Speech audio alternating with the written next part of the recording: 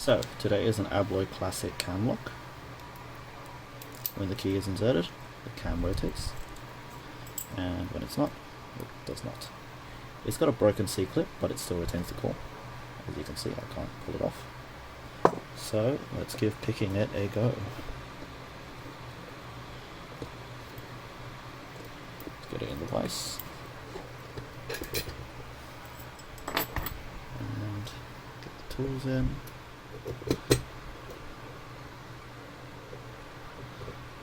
Let's make sure you all can see. Okay.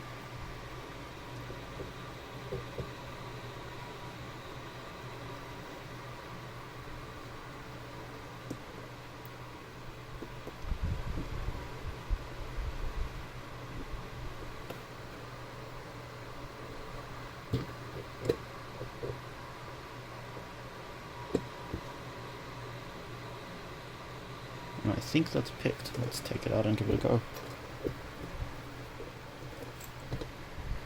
You can see the cam freely rotates, which indicates that it is in fact picked. It only goes so far because of the fucking broken C-clip. Okay, now that we've done that, let's get this gutted. Slice.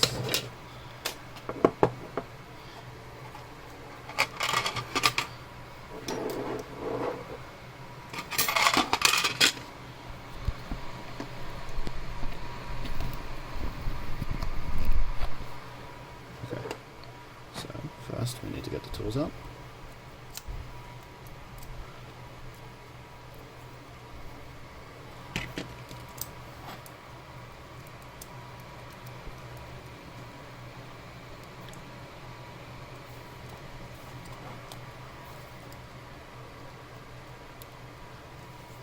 Sometimes difficult, but we can always do it after.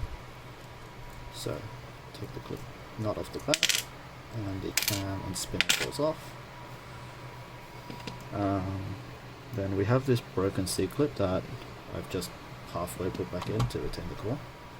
With pliers, that comes right out. Ow! Well, it's out. That much is for sure. And then we should be able to just take the core right out like that. The sidebar just fell out, don't worry about that. And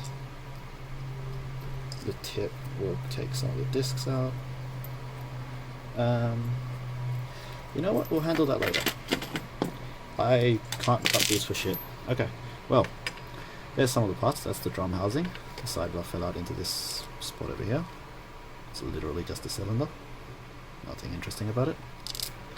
There's the housing, discs are inside. Yep, that's pretty much it.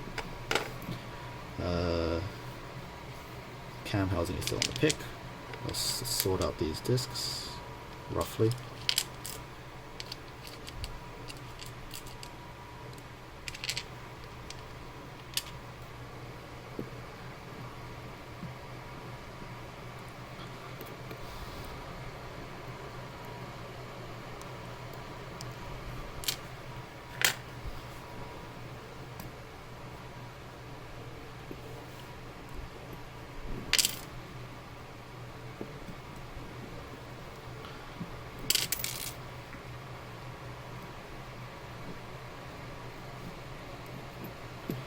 Okay, so